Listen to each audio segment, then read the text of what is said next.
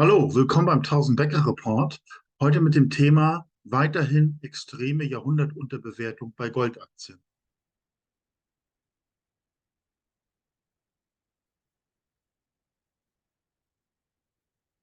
Disclaimer.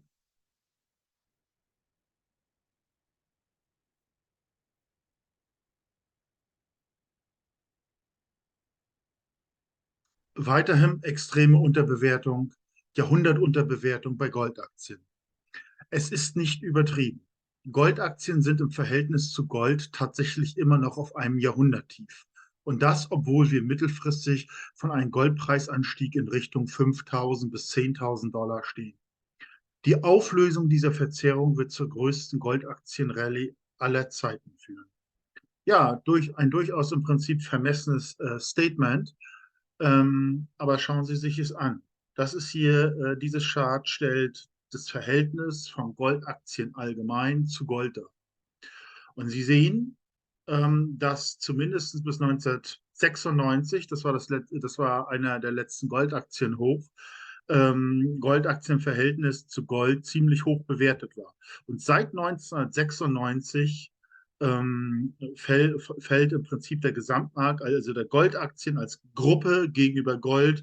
Und es hat im Grunde genommen erst den Boden gefunden im Januar 2016. Es ist abgeprallt, nochmal zurückgekommen, abgeprallt, der Boden ist da. Im Grunde genommen dürften wir jetzt eigentlich eine spiegelverkehrte Umkehr sehen. Sage ich mal, diese Unterbewertung, die jetzt wirklich, wo der Boden gebildet ist, muss sich eigentlich mit einer extremen Entladung nach oben, also zu einer höheren Bewertung, dürfte der nächste Schritt im Grunde genommen sein, um zumindest das Gleichgewicht wieder einzupendeln. Wahrscheinlich wird es weit darüber hinausschießen und das alles veranlasst, dass es zu einer riesigen Goldaktienmania kommt. Und es ist eben auch so, Goldaktienmania sind ultra schnell. Das ist, ich meine, Sie sehen hier den Bärenmarkt, der geht von 1996 bis zum Jahr 2016. Das sind 20 Jahre Bärenmarkt bei Goldaktien. Und richtige Goldaktien-Rallies, das andere sind im Prinzip hier im Bärenmarkt-Rallies, im Bärenmarkt-Rallies. Also im Grunde genommen waren das keine wirklichen Goldaktien-Rallies, sondern das waren Bärenmarkt-Rallies. Die Goldaktien sind zu stark gesunken und aus technischen Gründen steigen die Goldaktien wieder. Da konnte man, wie Sie wissen, einige wie Robert Hirschberg beispielsweise, hatte da Millionen gemacht bei diesen leichten Anstiegen hier Anfang der 2000er Jahre. Und eben auch hier von 2009 bis 2011.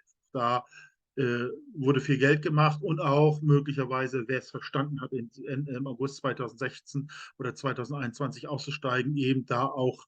Aber das ist schon eher als Trading zu betrachten. Jetzt geht es aber darum, dass die ganze Anlageklasse, sage ich mal, wieder in diese Höhe geht, die wir in den 1980er, 1970er Jahren hatten. Und das ist einfach eine überproportionale Rallye, die kann man einfach nur als Jahrhundertchance bezeichnen. Also wie gesagt, das läuft so. Das sind 20 Jahre, 20 Jahre Bärenmarkt und jetzt gibt es möglicherweise 6 bis 12 Monate eine extreme Goldaktien-Rallye. Und dann können sich wieder solche Bärenmärkte bilden. Das ist so. Also es sind wirklich nur sehr seltene Situationen, wo Goldaktien überproportional steigen. Und ich denke, wir stehen vor solcher Mania, vor solcher Goldaktienrallye. Also das ist meiner Meinung nach, wir haben ja eine unglaubliche Unterbewertung. Es ist einfach meines Erachtens als Jahrhundertchance zu bezeichnen. Und deshalb sind wir im Goldaktiensektor und es ist eben auch so, dass gerade diese Penny-Gold-Aktien mit großen Ressourcen überproportional tiefer sind auch noch einmal als die normalen Goldaktien wie Barrick etc. Und sobald der Markt sich wendet, dürfen die überproportional steigern. Und das hat in der Vergangenheit hier und da eben zu 50, 100 Bäckern und in einigen ganz, ganz wenigen Fällen sogar auch zur Vertausendfachung geführt.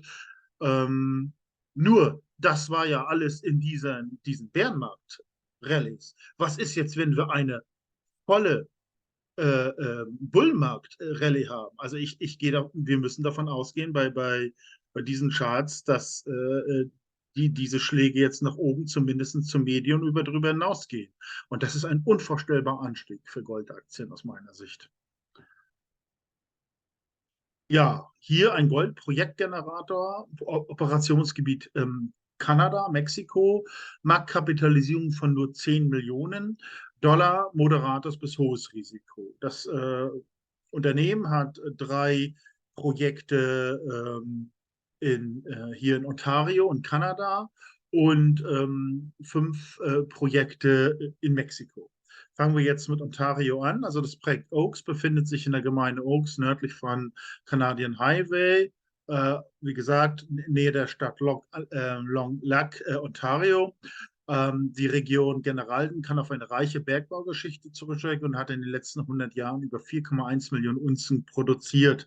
Das Hardrock-Projekt in der Nähe verfügt über nachgewiesene wahrscheinliche Reserven von 5,5 Millionen Unzen mit 1,27 Gramm pro Tonne Gold. Das Unternehmen sieht in Oaks eine mögliche Erweiterung dieser Geologie in Richtung Ost und das Potenzial für große neue Entdeckungen. Also das sage ich mal möglicherweise ein Superlativ. Und das in Ontario, wo zwischen 2016 und 2020 Great Beer auch so einen enormen Explorationserfolg gehabt hat, wo die Aktie von 50 Cent auf 30 Dollar gestiegen ist. Das muss man sich immer wieder in Erinnerung rufen, in welcher Region das liegt hier. Das Projekt Pichet befindet sich in der Gemeinde Vincent, südlich von Neza und dem kanadischen Nationalhighway, etwa 60 Kilometer westlich der Bergbaustadt Generalton, Ontario. 28 Kilometer östlich des Dorfes Bradmore und der Leitschmiede wurden 850.000 Unzen Gold und 100.000 Unzen Silber mit einem durchschnittlichen Gehalt von etwa einer Unze pro Tonne produziert. Auch die Highlights sind die historischen Bohrungen, wo 5,5 Gramm pro Tonne Gold gemessen worden sind. Das Projekt Duck Gold, 600 Hektar, liegt südöstlich der Stadt Kapus Kasing im Procupine Mining District. Das Gebiet verfügt über eine ausgezeichnete Infrastruktur mit Straßenzugang, ist nur 10 Kilometer von der ehemals produzierten Mine Agrium Ltd-Mine entfernt. Ja, Sie sehen nochmal die Lage in Ontario. Das ist, wie gesagt, nördlich der Hohen Seen, im Grunde genommen gar nicht aus der Welt und meiner Meinung nach gut erreichbar. Hier sehen Sie das Landwirtschaft des Projektgenerators und Sie sehen, wie er bei den dementsprechenden Goldaktien-Rallye immer überproportional reagiert hat. So war das eben zum einen, klar, hier die 2009, 2011 die Rallye, aber eben auch die Rallye Anfang 2016 bis August 2016. Hat seinen Boden gefunden, hat bis jetzt 2020, 2021, also im Nachfolgen von Corona-Tief auch nochmal sehr gut reagiert und im Grunde genommen bricht es aus und setzt jetzt eigentlich zur nächsten Rallye an. Im gewissen Sinne könnte man dann diese Aktie auch als Indikatormine zeichnen. Wenn diese Mine oder diese Aktie am Ende dann auch wieder parabolisch geht, diese Spitze hat, dann könnte das Prinzip auch wieder ein Ausstiegssignal für den Gesamtmarkt bedeuten. Wir hoffen ja jetzt auf eine überproportionale Goldaktienrallye und hoffen natürlich, dass das im Grunde genommen alles in den Schatten stellt. Aber warten wir es ab. Jedenfalls denke ich mal, ist eigentlich alles gelegt für den Anstieg. Die Projekte sind wirklich gut in Ontario und ich gehe gleich weiter. Die haben eben noch die mexikanischen Projekte und das kommt quasi on top rein. Das alles für 10 Millionen ist meines Erachtens schon sehr erstaunlich. Ja, hier die fünf mexikanischen Projekte. Da ist das La Union-Projekt, 2600 Hektar, hochgradige polymetallische Proben bis zu 30% Zink, 38 Gramm pro Tonne Gold, 4116 Gramm pro Tonne Silber und 10% Blei. Ja, also einfach enorm. Das liegt eben auch in Sonora an der Grenze zu den USA. Sie sehen es hier in der Karte auf der linken Seite. Einfach unglaubliche Werte, aber nur das spielt jetzt im Augenblick bei der Bewertung noch gar keine Rolle. Klar, die Aktie ist jetzt schon etwas ausgeprägt, hat den Anstieg eigentlich begonnen. Und je mehr das den Investoren beginnt, dass sie solche Ergebnisse haben kann das natürlich den Aktienkurs hochschleudern. Das ist ganz klar. La Silla ist ein Gold-Silber-Projekt mit starken Ähnlichkeit mit dem ADA-System San Dimas, 70 Millionen Unzen Silber von vorher schon mal selbstständig betrieben. Also das ist das Unternehmen in der Nähe First Majestic und El Gallo das Projekt El Gallo betrieben von McEwen Mining, 297.000 Unzen. Ja, Projekt hat 2070 Hektar und es liegt unterhalb von Sonora hier an der Westküste, wie Sie sehen, hier rechts unten. Dann haben wir noch das Projekt Cecilia. Das ist ein Gold- und Silbersystem. Einer der Abbaubetriebe ergab hohe Gehalte von bis zu 133 Gramm pro Tonne Gold und 335 Gramm pro Tonne Silber. Ähnlichkeiten von Cecilia mit der Lagerstelle Pitarrilla von SSR Mining Silbermine und Lagerstätten San Julian von Fresnillo, die jeweils 526 Millionen Unzen Silber und 230 Millionen Unzen und wiederum 230 Millionen Unzen Silber. Also sehr gute etablierte Silberminen haben einfach eine ähnliche Struktur wie dieses Projekt und allein das kann schon bei einer potenziellen Bewertung enorm helfen. Also auch sehr interessant. Und dann haben sie noch das Projekt Ariel, liegt strategisch günstig, 30 Kilometer, das Weltklasse Kupfer Molybdän-Mine La Carite. Ja, da gab es bis jetzt, das liegt meines Erachtens auch in der Nähe an der Grenze zu USA in Sonora. Aber da gibt es noch keinen weiteren Projektfortschritt. Aber jetzt, ich finde insgesamt für 10 Millionen Dollar einfach eine enorme Menge an Projekten. Die Mine reagiert immer, wenn Goldaktien rallye sind und im Grunde genommen wurde es noch nie richtig bewertet. Und wenn wir wirklich eine Goldaktienrallye wie noch nie bekommen, gehen denn solche Goldaktien hin? Meiner Meinung nach sicherlich ein Unternehmen, das man sich mal anschauen sollte. Natürlich wie immer keine Empfehlung, aber es gibt einfach noch, will ich damit aufzeigen, unglaubliche Werte, die immer noch mit fast nichts bewertet sind, was einfach wieder natürlich ist. Darauf muss man aufmerksam gemacht werden, sonst kann man sich das gar nicht vorstellen. Wie gesagt, wir stehen eben von Anstieg am Ende bei Gold auf 3, 5, vielleicht 10.000 stehen wir vor in den nächsten Jahren. Und diese Goldaktien sind so tief wie noch nie bewertet. Das macht alles keinen Sinn. Das heißt, die Diskrepanz, das Entladungspotenzial ist nicht von dieser Welt. Und deswegen sind Goldaktien und Silberaktien so überproportional interessant aus meiner Sicht. Ja, Goldaktienbullenmarkt der 1970er Jahre. Was Ähnliches muss es schon mal damals gegeben haben. Da sind Goldaktien von 15 oder 20 Cent auf 10, 20, 30, 40 Dollar gestiegen. Also auf 1000 Dollar konnte man gar nicht selten eine Viertelmillion machen. Ja, das ist eben so, wenn es solche große Diskrepanz ist. Ebenso wie es auch jetzt zu beobachten. Und wenn diese Ungleichgewichte dann sich dann eines Tages doch entladen, sind vielleicht auch ähnliche Resultate machen. Also muss eben Goldaktien mit großen Ressourcen kaufen mit Superlativen, die dann vielleicht in Zukunft bewertet werden. Ja, 1000-Becker-Report, wir versuchen eben solche Aktien zu identifizieren, nach moderaten, sehr hohen Risiko zu ordnen.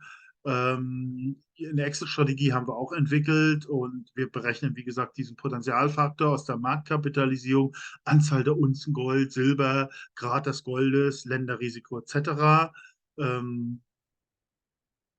Ja, Einlage von Gold und Silber bei Einkaufsgemeinschaften, Unternehmen, das kommt zu jeder Zeit an Gold und Silber, eine Überweisung und es ist Zollfreilagen in der Schweiz gut geschrieben. Sie können sich jederzeit ausliefern lassen, macht vielleicht in der Situation Sinn, wo die Goldhändler vielleicht Abgabemengen haben oder überlaufen sind oder zu hohe Preise haben, was auch immer. Das sind mehr oder weniger die günstigsten am Markt. Sicherlich mal auch mal einen Blick wert.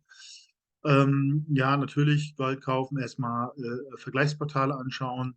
Ansonsten nochmal weitere nützliche Informationen, Kontakt, also mit welchem Broker kann man in der EU arbeiten, welchem Broker in der Schweiz, wo kann man Edelmetalle in der Schweiz und Liechtenstein einlagern, Langfristscharf, Gold, Silber und Uran, anderen wichtigen Rohstoffen, Goldaktienindex, GDX und GDXJ, die Goldaktien-Gold-Ratio, was wir anfangs gezeigt haben, also sehr groß ist, wie gesagt, wir haben ein 20-Jahres-Tief immer noch unvorstellbar, nicht erklärbar im Grunde genommen.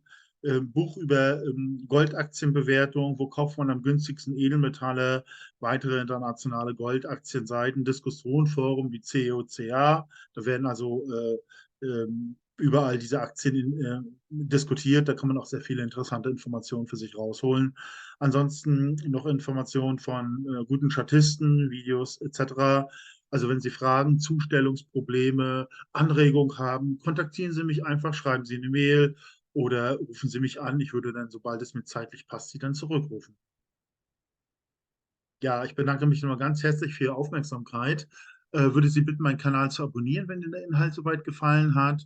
Vielleicht die Glocke betätigen, dass Sie über neue Videos sofort informiert werden. Vielleicht auch ein Like geben, wenn das so zusagt. Dann werden nämlich diese Videos dann auch anderen potenziellen Interessierten vorgeschlagen. Also nochmal besten Dank und bis zum nächsten Mal.